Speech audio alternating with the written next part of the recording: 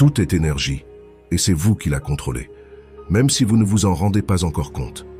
À l'instant même, votre cerveau traite des millions de signaux chaque seconde, la sensation de vos vêtements sur votre peau, le bourdonnement du bruit ambiant, de légers changements de luminosité. Tout se passe sans être remarqué. Pourquoi? Parce que votre cerveau filtre ces informations pour que vous restiez concentré. Mais voici le hic. Ce même filtrage vous maintient aussi bloqué. Pensez à la dernière fois que vous avez essayé d'apprendre quelque chose de nouveau, un sport, une langue ou une compétence. Au début, c'était maladroit. Vos gestes étaient rigides, vos pensées dispersées. Puis, avec la pratique, les choses ont commencé à couler de source. Qu'est-ce qui a changé? Votre cerveau s'est reconfiguré, créant de nouvelles connexions et de nouveaux schémas. C'est ici qu'entre en jeu le contrôle de l'énergie. Beaucoup pensent qu'ils ont besoin de plus d'énergie pour être efficaces. Mais souvent, il ne s'agit pas d'avoir plus d'énergie. Il s'agit d'utiliser celle que vous avez déjà de manière plus judicieuse. C'est comme avoir le réservoir plein, mais rouler avec le frein à main. L'énergie est là, mais elle ne circule pas correctement. Comment remédier à cela? En éliminant les barrières entre ce que vous traitez consciemment et inconsciemment, vous débloquez des capacités que vous ne soupçonniez pas. Ce n'est pas qu'une astuce mentale, cela repose sur des bases de neurosciences et de psychologie cognitive. Tentons quelque chose de simple. Fermez les yeux et concentrez-vous sur votre respiration. Remarquez chaque inspiration et expiration. Certaines respirations sont profondes, d'autres plus superficielles, certaines sont chaudes, d'autres plus fraîches. Ne cherchez pas à les modifier, contentez-vous d'observer. Après quelques instants, votre respiration va naturellement se réguler. C'est votre cerveau qui relâche des schémas de contrôle inutiles. Ce principe s'applique partout. Notre esprit crée une multitude de règles invisibles, règles que l'on peut apprendre à contourner ou à briser. Pensez à un chat qui retombe sur ses pattes ou à un bébé qui apprend à marcher. Ils ne suivent pas des instructions détaillées, ils laissent leur corps trouver la solution. En grandissant, nous commençons à trop réfléchir. Nous forçons le résultat au lieu de le laisser se produire. Nous nous enfermons dans des schémas de pensée et de comportement rigides. Ces schémas peuvent être utiles dans certaines situations, mais ils nous bloquent également lorsque nous cherchons à exploiter notre plein potentiel. Le contrôle de l'énergie consiste à repérer ces schémas cachés et à travailler avec eux, plutôt que contre eux. C'est un peu comme apprendre à surfer au lieu de lutter contre les vagues. La force est déjà présente, il suffit d'apprendre à la maîtriser. Vous apprendrez comment votre cerveau crée sa propre version de la réalité et comment ajuster cette perception. Il ne s'agit pas de voir ce qui n'existe pas, mais de remarquer ce qui a toujours été là, attendant d'être découvert. Les techniques sont pratiques et accessibles, pas besoin d'outils sophistiqués ni d'années de formation. Ce sont des étapes simples qui s'enchaînent, vous offrant des résultats dès le premier jour. Imaginez votre esprit comme l'objectif d'un appareil photo. En ce moment, il est en mode automatique, laissant votre cerveau décider de ce sur quoi se concentrer. Le contrôle de l'énergie vous apprend à passer en mode manuel, ce qui vous donne plus d'options et de meilleurs résultats. Cela peut sembler abstrait, mais les effets sont bien réels et mesurables. Les athlètes utilisent ces techniques pour affiner leur performance, les musiciens pour jouer avec précision, les chefs d'entreprise pour prendre des décisions plus claires. Les applications sont infinies, car ces principes exploitent la façon dont votre cerveau fonctionne naturellement, et la plupart des gens ne s'en rendent même pas compte. Avant d'aller plus loin, prenez un instant pour observer réellement votre environnement. Voyez vraiment les couleurs, les formes, les textures. Sentez comment votre attention saute d'un détail à l'autre. Ce mouvement constant de l'attention est un outil que nous allons apprendre à diriger et à utiliser. La clé est de commencer modestement et de progresser graduellement. Tout comme vous ne pouvez pas courir un marathon sans entraînement, vous ne pouvez pas instantanément maîtriser le contrôle de vos processus mentaux. Mais avec la bonne méthode, vous pouvez avancer étape par étape, jusqu'à des changements significatifs. Dans les sections à venir, nous allons décortiquer exactement comment faire, pas à pas. Vous apprendrez à voir à travers les illusions que votre cerveau fabrique et à accéder à des niveaux de conscience et de contrôle plus profonds, non pas en forçant quoi que ce soit, mais en retirant les blocages qui vous freinent. Les techniques sont simples, mais les résultats peuvent être étonnants. Commençons. Notre inconscient est comme la matrice de la perception, façonnant notre vision du monde et nos interactions avec notre environnement. Imaginez votre cerveau comme un super ordinateur qui traite des millions d'informations chaque seconde. Mais voilà le problème, nous ne remarquons presque rien de tout cela. À l'instant même, votre cerveau filtre la sensation de vos vêtements sur votre peau, les sons de fond et une foule d'autres perceptions pour ne vous présenter que ce qu'il juge important. Ce système de filtrage a aidé nos ancêtres à survivre en repérant les menaces ou les sources de nourriture, et nous l'utilisons encore aujourd'hui. Voici un petit test intéressant. Fermez les yeux pendant 5 secondes. Qu'avez-vous entendu? La plupart des gens remarquent alors des sons auxquels ils ne faisaient pas attention auparavant. Votre cerveau capte toujours ces sons, mais il ne les portait pas à votre conscience avant que vous n'y prêtiez attention. Cette attention sélective fonctionne comme un projecteur dans une pièce sombre. Ce qu'il éclaire devient net, tandis que tout le reste reste dans l'ombre.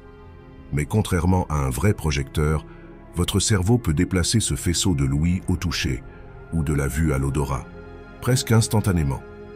Vos croyances et vos expériences passées colorent tout ce que vous remarquez. Si vous pensez que les serpents sont dangereux, vous repérerez plus vite les formes qui rappellent un serpent qu'une personne qui aime ces animaux. Votre cerveau crée des raccourcis basés sur ce qui compte pour vous, mais ces raccourcis peuvent nous jouer des tours. Regardez une banane sous une lumière bleue, vous la verrez toujours en jaune, parce que votre cerveau sait que les bananes sont jaunes, et il modifie ce que vous voyez pour coller à ses attentes. Tout cela se produit à votre insu. Vous pouvez toutefois entraîner votre cerveau à remarquer davantage. Les athlètes le font. À force de pratique, ils perçoivent de minuscules déplacements du poids de l'adversaire, annonçant un changement de direction. Les musiciens apprennent à distinguer des nuances subtiles de son, comme des microtons que la plupart des gens ne perçoivent pas.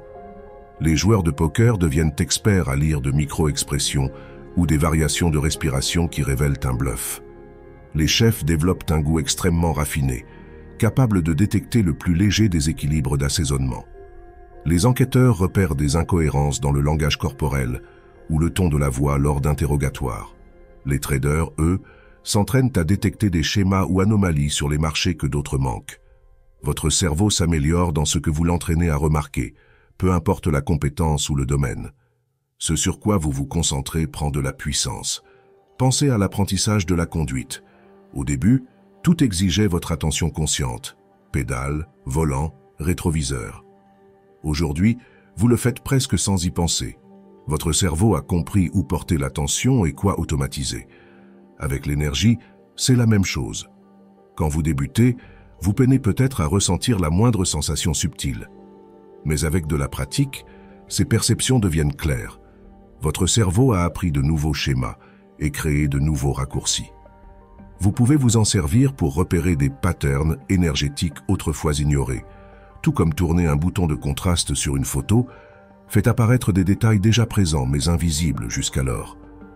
Tentons encore une expérience. Concentrez-vous sur vos mains.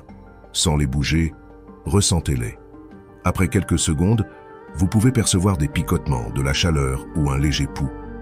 Ces sensations ont toujours été là, mais vous n'étiez pas sur la bonne longueur d'onde pour les capter. Votre cerveau crée votre réalité à partir d'une infime partie des informations disponibles. En comprenant comment il opère, vous pouvez élargir votre champ de conscience et votre expérience. Il ne s'agit pas de voir ce qui n'existe pas, mais de percevoir ce qui est déjà là.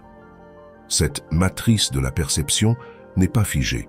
Elle évolue en fonction de votre apprentissage et de votre pratique.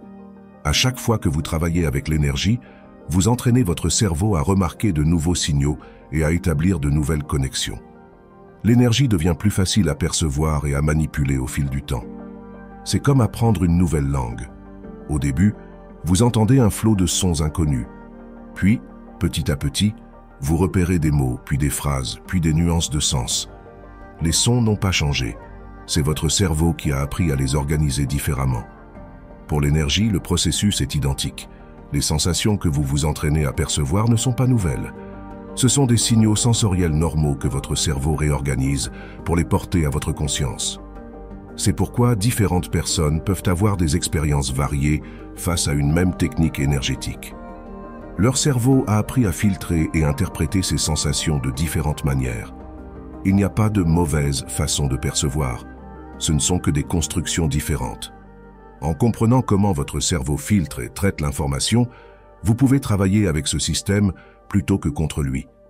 Vous pouvez vous appuyer sur vos schémas de perception naturelle pour acquérir de nouvelles compétences plus efficacement. Au fur et à mesure que nous avançons, gardez à l'esprit que tout ce que vous apprenez viendra enrichir cette matrice de perception. Chaque nouvelle technique et chaque nouvelle expérience aideront votre cerveau à créer de meilleurs raccourcis pour pratiquer l'énergie. Ainsi, chaque étape deviendra plus facile que la précédente. Cette matrice de perception est la base de tout travail énergétique. En allant dans son sens au lieu de le contrarier, vous facilitez l'apprentissage et obtenez des résultats plus réguliers. Nous allons construire là-dessus en explorant comment ces schémas se raccordent à la réalité quantique. Le monde quantique remet en cause toutes les règles que nous connaissons dans la vie courante. Les choses peuvent exister à plusieurs endroits simultanément. Des particules peuvent rester connectées à distance de manière instantanée. Et l'acte d'observer quelque chose en modifie le comportement. Ce ne sont pas des idées farfelues, mais la manière dont la réalité fonctionne à l'échelle la plus infime. Imaginez une pièce de monnaie qui tourne sur une table. Dans notre monde habituel, c'est soit pile, soit face quand elle s'arrête. Mais les particules quantiques peuvent être comme une pièce à la fois pile et face tant qu'on ne les a pas mesurées. On appelle cela la superposition. C'est étrange, mais c'est prouvé. Ce n'est pas qu'une théorie. La mécanique quantique est utilisée dans de nombreuses technologies modernes. Le processeur de votre téléphone repose sur des effets quantiques. Les satellites GPS ont besoin de calculs quantiques pour être précis. Même la photosynthèse chez les plantes s'appuie sur des processus quantiques pour convertir la lumière du soleil en énergie. L'un des aspects les plus fascinants de la physique quantique est l'intrication. Deux particules peuvent s'enchaîner de façon que l'une affecte instantanément l'autre, quelle que soit la distance qui les sépare. Einstein appelait cela une étrange action à distance, parce que cela semblait violer la limite de la vitesse de la lumière. Mais le monde quantique ne concerne pas que de minuscules particules. Ces effets apparaissent à plus grande échelle aussi. Des scientifiques ont réussi à faire entrer des objets visibles dans des états quantiques, de petits miroirs, des morceaux de métal ou même des bactéries vivantes. La frontière entre l'infiniment petit et le monde de tous les jours n'est donc pas aussi nette qu'on le croyait. La physique quantique nous interroge aussi sur la notion de réalité. Quelque chose est-il réel si nous ne l'observons pas? Si une particule quantique peut être à deux endroits à la fois avant l'observation, qu'est-ce que cela nous apprend sur la nature de l'existence? Ces questions nous poussent à repenser ce qui est réel et ce qui est possible. Certains scientifiques pensent que la mécanique quantique pourrait expliquer en partie le fonctionnement de notre cerveau et la conscience. Peut-être que des processus quantiques dans les neurones jouent un rôle dans nos pensées et nos émotions. Le débat est vif, mais cela montre à quel point la physique quantique pourrait s'appliquer à tous les domaines de notre vie. Sur le plan mathématique, la physique quantique ne se trompe jamais, mais son interprétation divise. Certains évoquent l'existence de multiples univers parallèles. D'autres estiment que notre conscience crée la réalité par l'observation. Toutes ces approches correspondent aux équations, mais chacune peint une image différente de la réalité. La technologie quantique commence déjà à transformer notre monde. Les ordinateurs quantiques peuvent résoudre certains problèmes infiniment plus vite que les ordinateurs classiques. La cryptographie quantique offre des codes incassables pour communiquer. Les capteurs quantiques détectent des changements infimes de gravité, de champs magnétiques ou même du temps. Le monde quantique révèle également à quel point tout est interconnecté. Le vide n'est pas vraiment vide, il foisonne de particules virtuelles qui apparaissent et disparaissent en permanence. Tout influence tout. L'observateur ne peut être dissocié de ce qu'il observe.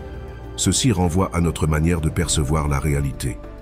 Notre cerveau traite des informations sur le monde, mais la physique quantique suggère que l'acte d'observer participe à la création de la réalité elle-même.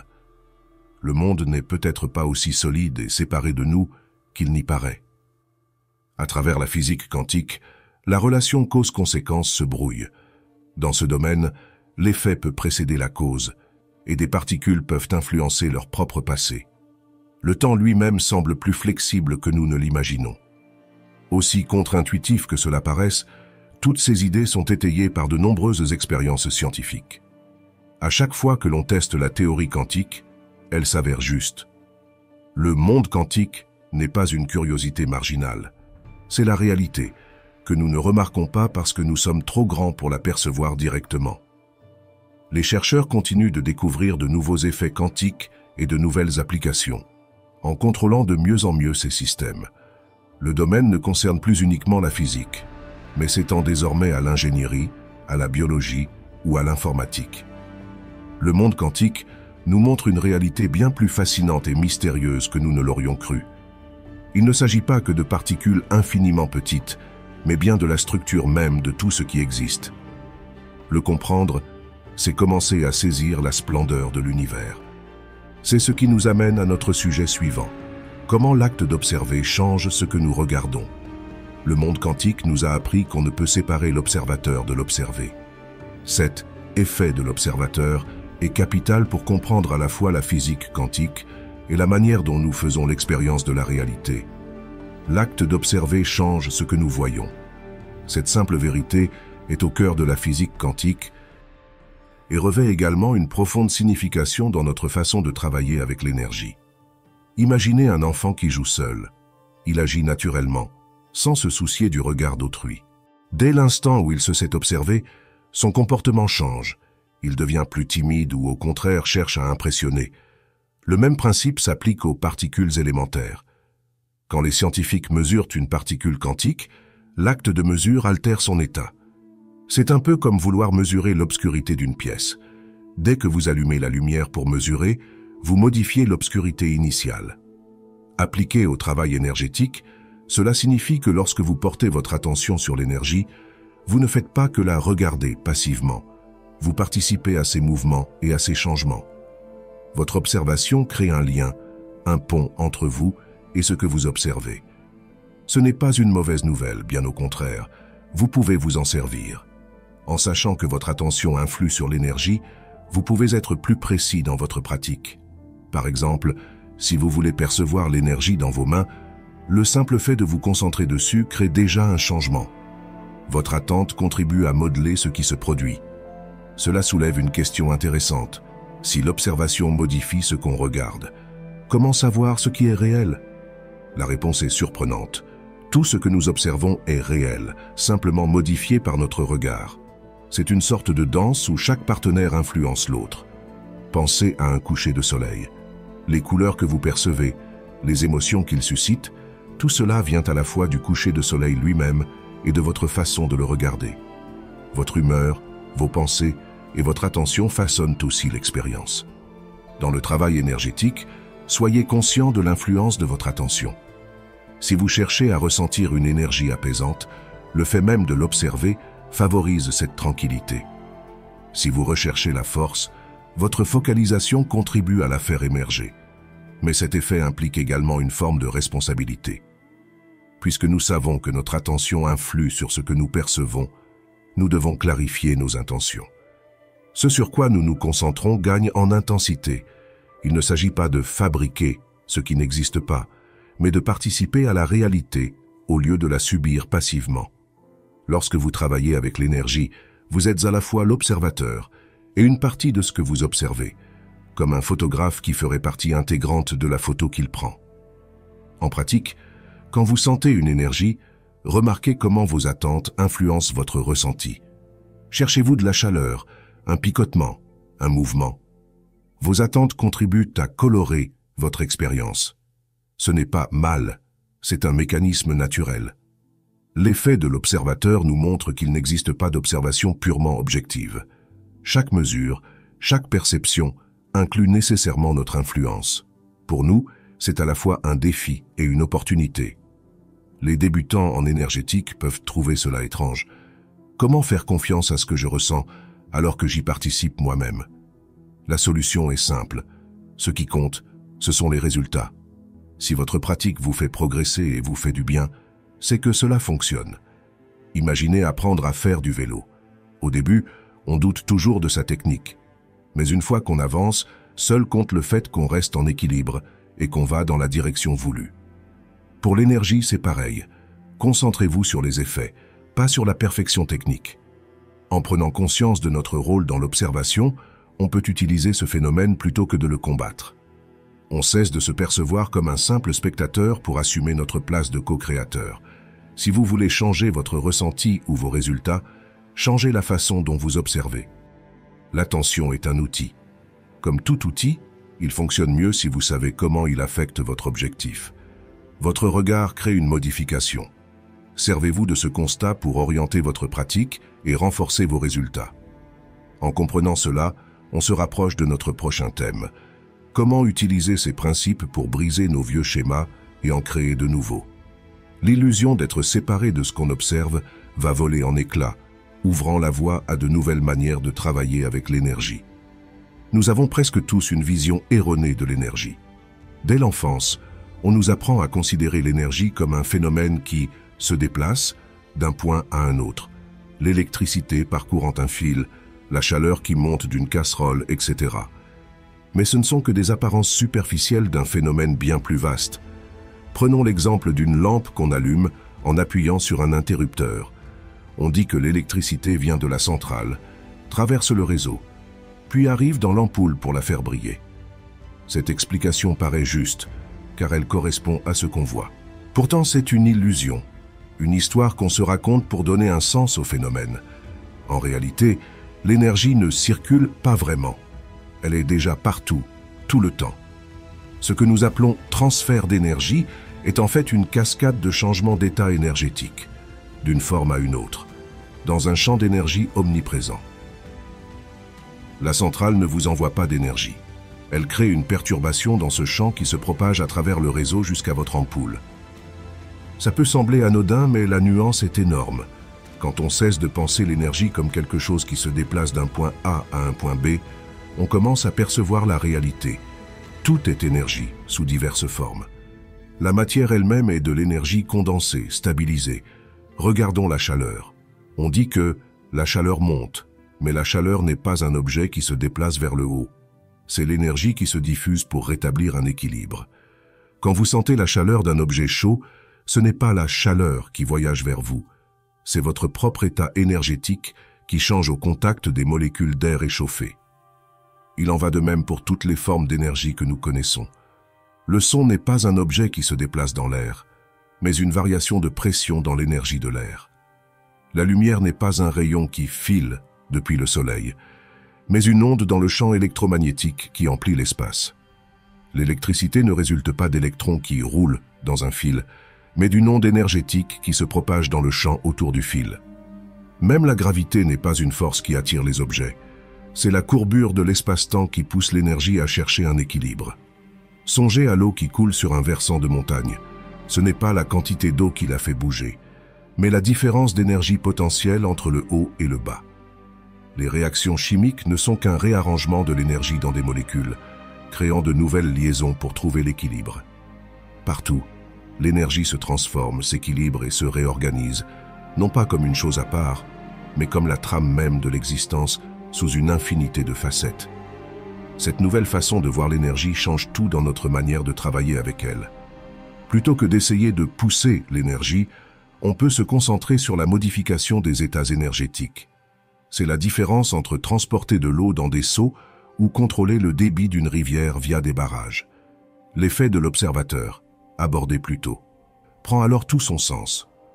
Nous ne sommes pas de simples spectateurs, mais une partie intégrante du même champ d'énergie. Chaque mesure ou interaction est en réalité un échange entre différentes parties du champ. Ce point de vue n'est pas qu'une théorie, il a des applications concrètes. Les panneaux solaires sont plus efficaces quand on se focalise sur l'optimisation des changements d'état énergétique, plutôt que de se représenter la capture de la lumière. Les batteries durent plus longtemps si on pense l'énergie en termes de stabilité des états énergétiques.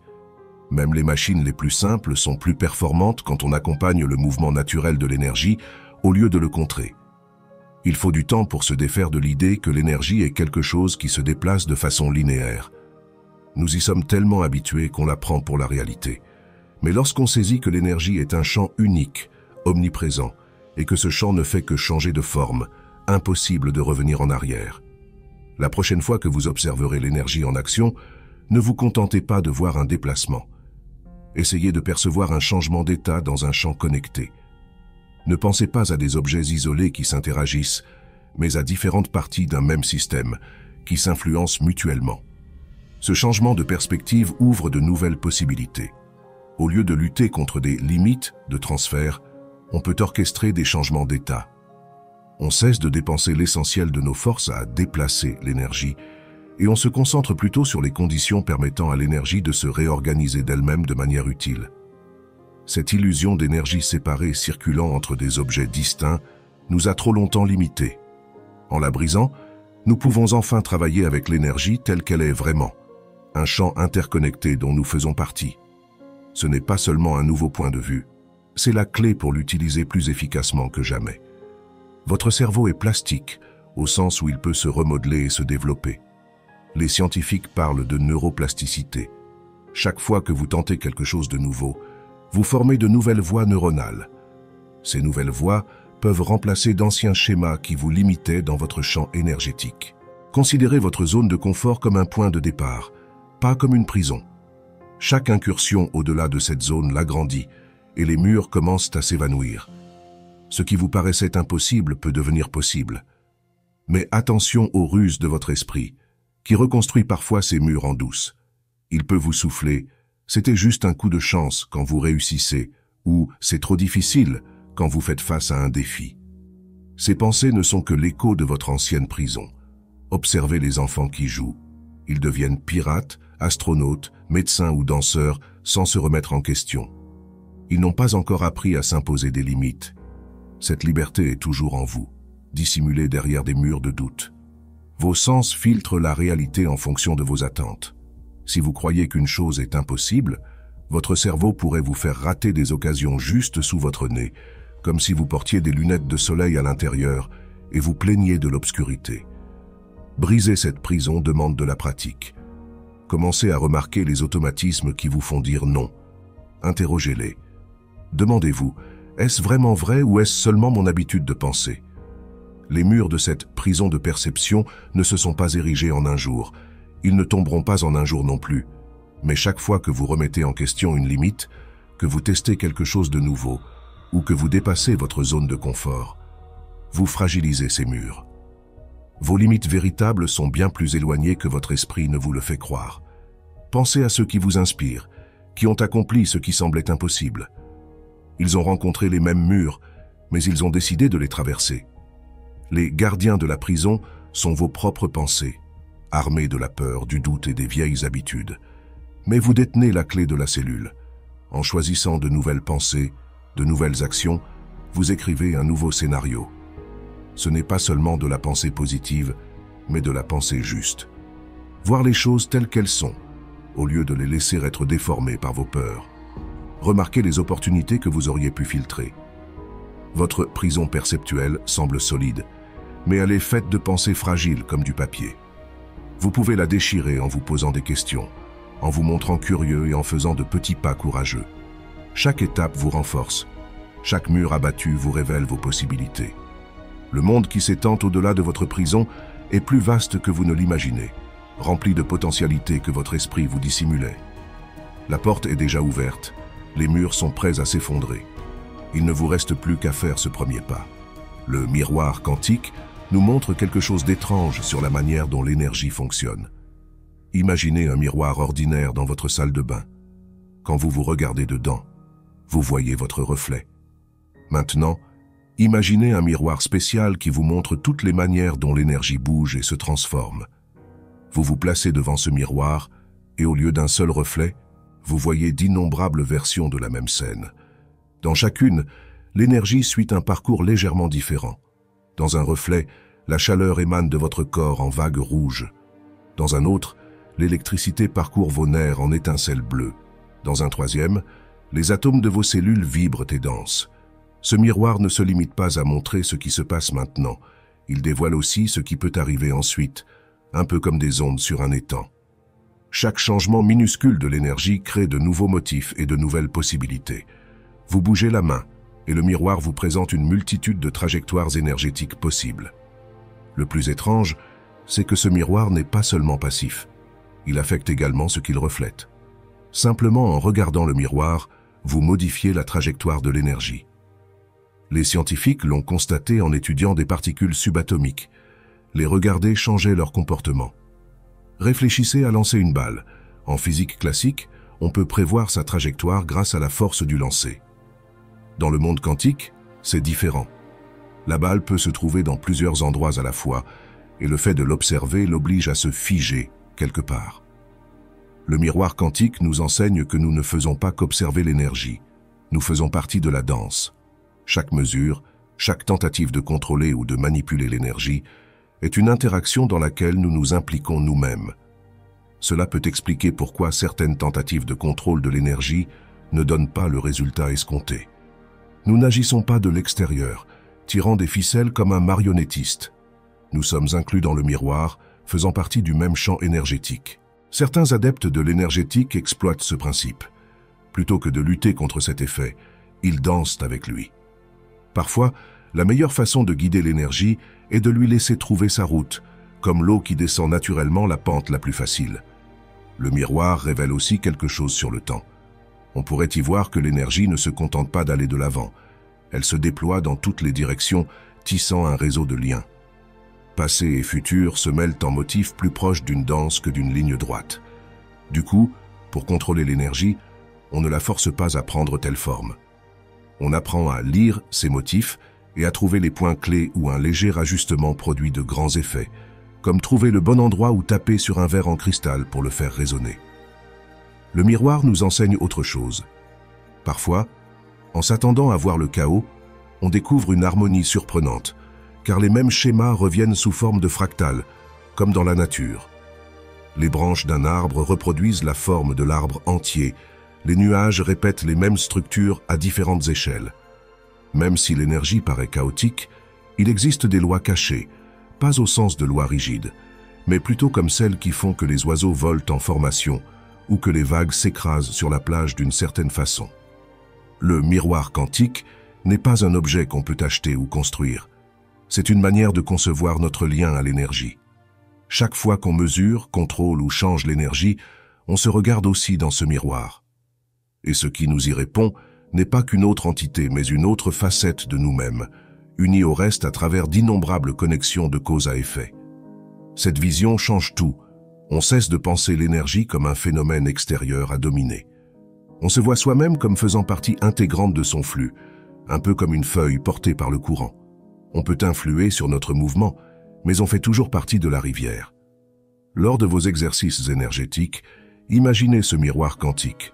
Visualisez toutes les possibilités qui naissent de chaque instant. Observez comment votre attention modifie ce que vous contemplez. Et souvenez-vous, vous ne regardez pas seulement la danse de l'énergie, vous dansez avec elle. L'acte d'observer change ce que nous voyons. Cette simple vérité est au cœur de la physique quantique, mais elle façonne aussi nos vies quotidiennes de manière plus subtile. Pensez à un enfant qui joue tout seul. Il bouge librement, danse sans se soucier de rien, se parle à lui-même. Mais dès qu'il remarque un observateur, son attitude change. Il devient plus réservé ou se met en scène. À l'intérieur de nous, c'est la même chose. Lorsque nous prêtons attention à nos pensées et à nos émotions, elles se transforment.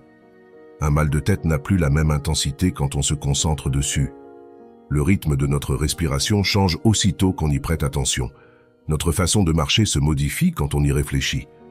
Les scientifiques ont découvert cet effet en étudiant les particules subatomiques. Si on mesure la position d'une particule, on en altère sa vitesse, et inversement. On ne peut pas connaître les deux à la fois. L'instrument de mesure lui-même perturbe la particule. Mais ce phénomène dépasse la physique. Il se retrouve dans notre vécu au quotidien. Quand on est en proie à la colère, on est plongé dedans. Le simple fait de se dire « je suis en colère » crée déjà un recul. La colère ne disparaît pas, mais notre relation à elle est différente. Ce recul ouvre une porte. Dès qu'on voit nos schémas, nos réactions, nos pensées, on introduit un léger écart entre le stimulus et la réaction. Dans cet espace, nous retrouvons la liberté de choisir une autre réponse. Pensez à votre dernière inquiétude. Le plus souvent, les pensées de peur s'enchaînent automatiquement. Un scénario catastrophique en amène un autre. Mais si vous percevez le début de ce schéma, vous pouvez l'interrompre. L'observation suffit à briser l'envoûtement. Il en va de même pour la tension physique. Beaucoup d'entre nous gardons les épaules crispées ou la mâchoire serrée sans nous en rendre compte. Le simple fait de le remarquer nous permet de relâcher la tension. Cependant, on ne peut pas tout observer en même temps. Comme les particules quantiques, un aspect de notre expérience devient plus net lorsque l'on s'y concentre, tandis qu'un autre devient flou. Ce n'est pas grave. On peut déplacer notre attention en fonction des besoins, comme on ferait la mise au point avec un appareil photo. Que devrait-on observer? Cela dépend de ce qu'on veut comprendre ou changer. Pour casser une habitude, on peut guetter ses déclencheurs. Pour apprendre une nouvelle compétence, on peut noter nos routines de pratique. Pour améliorer nos relations, on peut s'observer communiquer. L'important est d'observer sans juger, comme un scientifique recueillant des données. On veut voir ce qui se passe vraiment, pas ce qu'on pense qui devrait se passer. Cette conscience neutre permet le changement naturel. Les changements sont parfois subtils. Un ajustement de posture, une micro-pause avant de parler, un relâchement imperceptible de l'attention. D'autres fois, ils sont spectaculaires. On modifie un comportement ou un point de vue du tout au tout. Dans tous les cas, tout part de l'observation. Nous revoici à l'idée de départ. L'acte d'observer change ce que nous voyons. Mais désormais, nous pouvons nous servir de ce principe au lieu de le subir. Nous pouvons choisir ce sur quoi nous portons notre attention et la manière dont nous observons. Notre conscience devient alors un levier de transformation. La prochaine fois que vous voudrez modifier un aspect de votre vie, commencez par l'observer attentivement. Ne forcez rien. Contentez-vous de poser le regard. Laissez le pouvoir de l'attention faire son œuvre. Dans la danse entre l'observateur et l'observé, les deux changent en permanence. Les images dans notre esprit façonnent notre réalité bien plus qu'on ne le pense. Voyez votre esprit comme un projecteur de cinéma qui diffuse sans arrêt des films sur ce que vous attendez de la vie. Ces films mentaux influencent vos émotions, vos actions et vos résultats. Regardons un même contexte avec deux films mentaux différents. Imaginez que vous entriez dans une pièce pleine de gens. Première version, vous vous percevez comme maladroit à côté de la plaque, persuadé que les autres vous jugent. Votre rythme cardiaque s'accélère, vos muscles se tendent et vous vous sentez nerveux avant même d'avoir adressé la parole à qui que ce soit. Rebobinez la scène et repassez-la en mode film alternatif. Cette fois, vous vous voyez entrer avec assurance, parler facilement aux autres, avoir des échanges agréables. Remarquez comment votre corps est plus détendu, votre énergie plus ouverte. Il suffit de changer le film dans votre tête pour changer tout votre ressenti. La plupart du temps, ces films mentaux tournent automatiquement, basés sur nos expériences passées, les propos des autres et les croyances qu'on a adoptées. Mais la bonne nouvelle, c'est qu'on peut apprendre à être le réalisateur de ces films. Commencez par surprendre ces scénarios négatifs au moment où ils se lancent. Peut-être avant une présentation, vous vous imaginez bafouiller et que le public rit de vous. Arrêtez le film. Prenez une inspiration, puis créez-en un nouveau où vous parlez clairement et où les gens vous écoutent avec intérêt.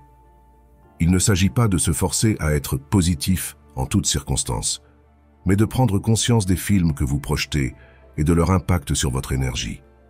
Certains diront que c'est de la pensée magique, mais des études montrent que le cerveau réagit presque de la même façon à une répétition mentale qu'à une expérience réelle. Le cerveau ne fait pas la différence entre un événement réel et un événement fortement imaginé. Les athlètes l'utilisent pour s'entraîner mentalement, perfectionnant leur technique sans être sur le terrain. Les musiciens répètent dans leur tête, visualisant leurs doigts ou leur voix avec précision. Les orateurs visualisent la scène et la réception du public. Les joueurs d'échecs simulent des parties entières mentalement. Les chirurgiens revoient chaque geste d'une opération complexe avant de passer à l'acte. Vous pouvez faire pareil pour façonner votre énergie, vos décisions et vos actions dans n'importe quelle situation. Vous imprimez dans votre cerveau une vision claire de l'issue souhaitée, si nette qu'il commencera à s'y adapter comme si c'était déjà réel. Mais ce n'est pas juste de la pensée positive. La clé est de créer des scénarios qui vous semblent crédibles. Ne vous imaginez pas parfait alors que vous venez à peine de commencer. Voyez plutôt une progression réaliste, surmonter des difficultés petit à petit, gagner en maîtrise. Essayons un petit exercice concret. Pensez à une situation à venir qui vous rend nerveux. Observez le film automatique qui tourne dans votre esprit. Puis, sans aller dans l'extrême inverse du style « je suis génial », modifiez le scénario pour le rendre plus positif, plus équilibré. Vous gérez mieux la situation, les gens vous accueillent de manière neutre ou bienveillante, etc. Rendez ce nouveau film aussi détaillé que possible. Les sons, les couleurs, vos sensations corporelles. Plus vous engagez vos sens, plus votre cerveau y croira. Répétez ce film amélioré plusieurs fois par jour. Vous ne vous mentez pas, vous entraînez votre esprit à envisager de nouvelles possibilités. Cela agit sur votre champ énergétique. Au fur et à mesure, votre système nerveux se détend, votre langage corporel évolue, et vous émettez d'autres signaux autour de vous. Souvent, la réalité se met à ressembler un peu plus à ce nouveau film intérieur. Rappelez-vous toutes ces fois où vous vous êtes inquiété, imaginant des scénarios catastrophes. Vous avez dépensé beaucoup d'énergie à rôder ces films négatifs. Et si vous utilisiez cette force mentale pour créer des scénarios constructifs? Cela ne veut pas dire nier l'existence de challenges. Vous reconnaissez qu'il peut y avoir des difficultés, mais vous choisissez où diriger votre énergie mentale. Ce n'est pas l'absence de pensée négative qui compte, mais la conscience que vous pouvez choisir quel film passe en boucle. Chaque fois que vous surprenez un vieux scénario défavorable, vous avez l'opportunité de réécrire le script. Petit à petit, cela devient plus naturel. Votre esprit continuera parfois à lancer ces vieux films, c'est normal. Mais avec la pratique, vous les repérez plus vite et vous les remplacez par une version plus aidante. Cette compétence devient un pont entre l'endroit où vous êtes et là où vous voulez aller, une scène après l'autre. L'esprit génère un flux constant de pensées, d'images et d'histoires, mais il existe quelque chose de plus profond qui observe tout cela. Cette présence consciente, c'est ce que nous sommes vraiment. Quand on le réalise, on constate que nos pensées et le monde qu'elles décrivent ne sont pas si solides ni si sérieux qu'ils en ont l'air. Voyez cela comme être assis dans une salle de cinéma. L'écran projette une multitude de scènes, joyeuses, effrayantes, palpitantes, et nous vivons de vraies émotions, même si nous savons que ce n'est que de la lumière et du son. Pareillement, nos pensées créent un film dans l'esprit, mais nous sommes la conscience qui regarde ce film. Cette présence consciente est toujours là, dans chaque expérience. C'est elle qui remarque la respiration, les sons, les sensations du corps. Elle ne va ni ne vient, contrairement aux pensées. C'est le fond immuable de toute expérience. Quand on s'identifie à nos pensées, on souffre inutilement. On se croit être nos inquiétudes, nos envies, nos regrets. Mais ces états sont passagers, comme des nuages dans le ciel. Le ciel lui-même, la conscience pure, reste inaltéré. Ce n'est pas une idée abstraite, mais une réalité à la fois simple et directe. À cet instant, vous pouvez remarquer que vous êtes conscient. Qu'est-ce qui sait que ces mots apparaissent? Qu'est-ce qui perçoit vos pensées sur ce que vous lisez? On pourrait dire « c'est moi », mais si on cherche ce « moi » qui perçoit, peut-on vraiment le localiser quelque part? Ou ne trouve-t-on qu'une conscience, simplement présente, sans forme, dans laquelle tout apparaît, y compris la pensée « je ». C'est là que réside l'unité. Il ne s'agit pas de tout fusionner en une masse informe, mais de reconnaître que tout ce qui apparaît, pensée, émotion, perception, se produit et est reconnu dans cette conscience unique. Le monde ne disparaît pas, il est simplement reconnu comme une manifestation de la conscience, au lieu d'objets solides et séparés. Les pensées de doute surgissent, ça a l'air trop facile, c'est fuir la réalité, etc. Pourtant, c'est l'inverse. C'est voir la réalité telle qu'elle est, sans lunettes déformantes. On voit alors que la conscience n'a pas de conflit en soi. Elle est déjà paisible et complète. Cela ne rend pas passif. L'action survient toujours, mais elle est plus spontanée et moins encombrée par le « moi ». On répond aux situations avec clarté, sans le filtre déformant de nos histoires personnelles. C'est notre état naturel. Nous n'avons pas à l'obtenir, juste à le reconnaître. À chaque instant, nous pouvons noter que nous sommes conscients. Et dans cette reconnaissance, les soucis perdent de leur intensité, car ils apparaissent dans un espace infini de conscience. Cela ne fait pas disparaître les problèmes, mais cela nous décharge du poids de les prendre pour plus réels qu'ils ne le sont. Il y a plus d'aisance, plus de disponibilité, plus d'ouverture. C'est un processus qui peut s'approfondir. Certains l'expérimentent comme un éclair de révélation. Pour d'autres, c'est graduel, comme l'aube qui se lève. Mais une fois qu'on voit clairement, on ne peut plus désapprendre cette vérité. Notre esprit construit une réalité personnelle qui nous semble absolument vraie, mais qui ne correspond pas toujours à la réalité objective. C'est comme regarder un film si captivant que nous oublions que ce ne sont que des images.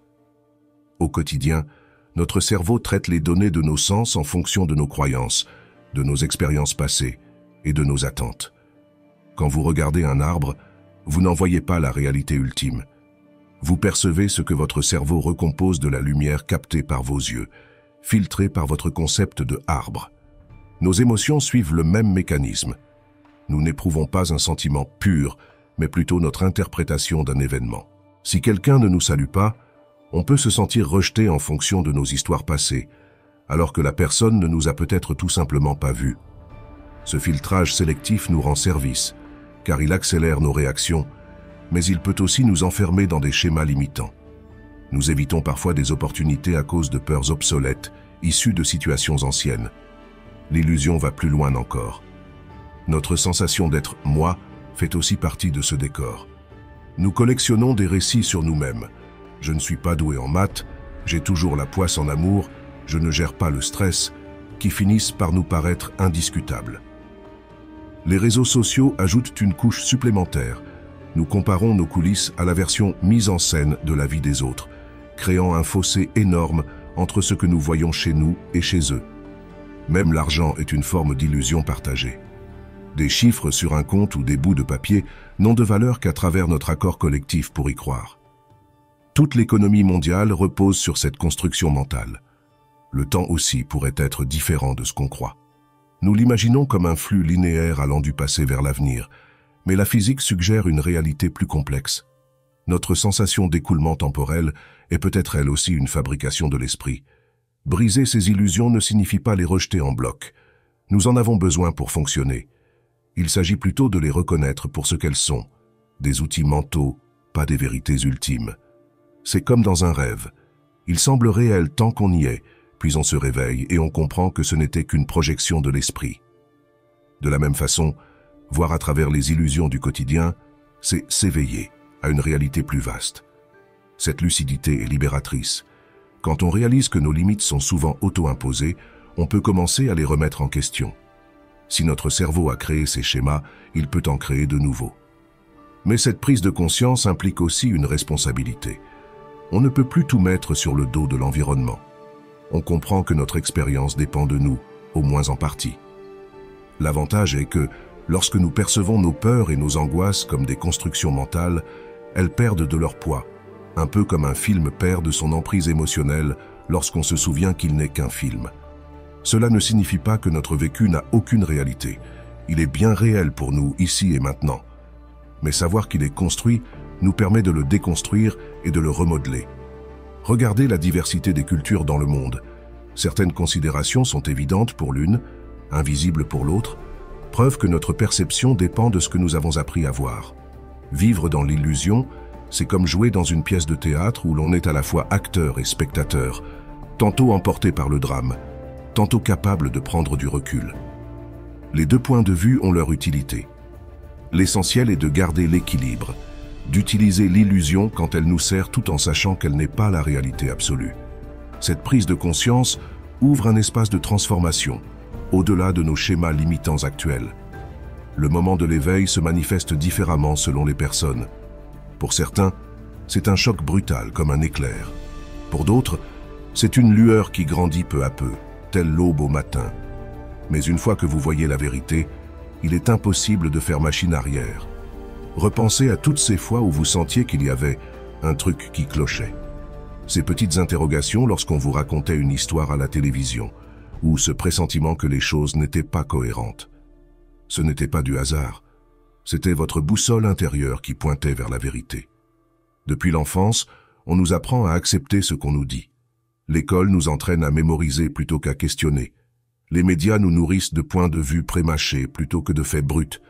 Le système valorise l'obéissance et décourage la pensée autonome. Et pourtant, chacun de nous perçoit des chaînes invisibles. La vérité est simple, nous naissons libres, libres de corps, d'esprit, d'âme. Personne n'a le droit de contrôler vos pensées, de restreindre votre potentiel ou de vous imposer un destin non choisi. Pourtant, C'est précisément ce qui se produit par le biais de manipulations subtiles. Regardez notre mode de vie. On se lève avec un réveil, on se rue vers un travail que l'on déteste parfois, on achète des objets futiles, on regarde des écrans pour anesthésier nos esprits, puis on se couche épuisé pour recommencer le lendemain. On nous dit que c'est normal, que c'est ça, la réussite. Mais est-ce la vérité? La vérité, c'est que nous sommes infiniment plus puissants que ce qu'on nous a inculqué. Nos pensées créent notre réalité. Notre attention façonne nos expériences. Nos choix tracent notre chemin. Mais nous avons laissé ce pouvoir s'étioler au point d'oublier qu'il nous appartenait. La bonne nouvelle, c'est qu'il ne disparaît jamais vraiment. Il sommeille, prêt à être réveillé. Et tout commence par un geste simple, remettre en question. Non pas par paranoïa, mais par curiosité sincère. Demandez-vous, pourquoi est-ce que je crois à cette idée? Qui tire avantage de cette croyance? Que changerait le fait de croire autrement? Ces questions fissurent à la coquille de l'illusion et laissent passer la lumière. Vous commencerez à voir des schémas, la manière dont on utilise la peur pour modeler nos comportements, la création artificielle de la rareté pour alimenter la compétition, ou encore la distraction permanente pour nous empêcher de regarder les choses en face. Tout s'assemble, et vous réalisez que l'éveil ne consiste pas seulement à voir ce qui ne va pas, mais aussi à découvrir ce qui est possible. Quand vous rompez vos chaînes mentales, vous accédez à une créativité insoupçonnée, à une force oubliée, à votre véritable nature. Cet éveil requiert également de la responsabilité. On ne peut plus prétendre qu'on ne savait pas. On devient responsable de sa croissance, de ses choix, de sa route. Fini de suivre aveuglément, fini d'accepter sans réfléchir. Certains tenteront de vous faire renoncer.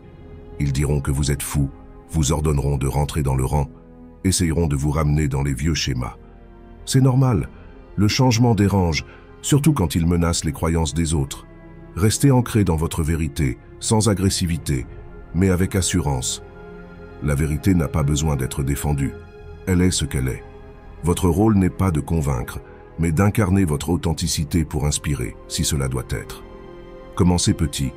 Remettez en question une croyance, modifiez une habitude. Faites un pas vers plus d'authenticité. Les petits pas répétés créent de grands changements à long terme. La clé n'est pas la vitesse, mais la régularité. Au début, vous pourriez vous sentir seul, mais d'autres empruntent ce chemin. Ils remettent aussi en cause la version officielle, s'interrogent et cherchent un sens. Vous les rencontrerez en temps voulu, comme par synchronicité. Cet éveil n'est pas une fin en soi, mais un processus permanent.